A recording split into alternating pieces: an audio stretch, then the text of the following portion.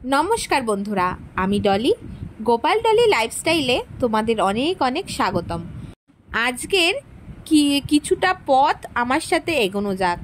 তো চলো, আজকে দেখাবো বাসন্তী পুজোয় আমরা সপরিবারে মিলে সোনা বাবার প্রথম নেমন্তন্ন বাড়ি খেতে যাওয়া, ওখানে গিয়ে কি কি করলাম, কি কি আনন্দ হলো, সবই তোমাদের সাথে শেয়ার করব। আর আমরা কেমনভাবে খেয়ে মজা করলাম সেগুলোও তোমাদেরকে দেখাবো।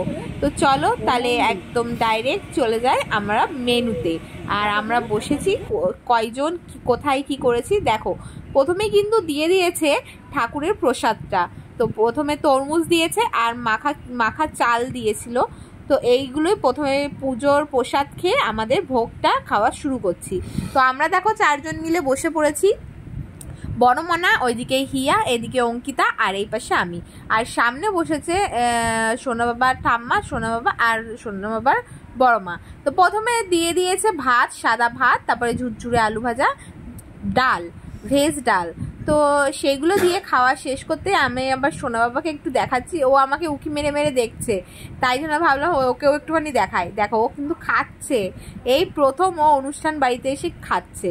তো আমি লেবু দিয়ে ডাল খেতে খুবই পছন্দ করি, তাই লেবুটা একটু ভালো করে চিপে নিলাম, নিয়ে খাওয়া শেষ করলাম।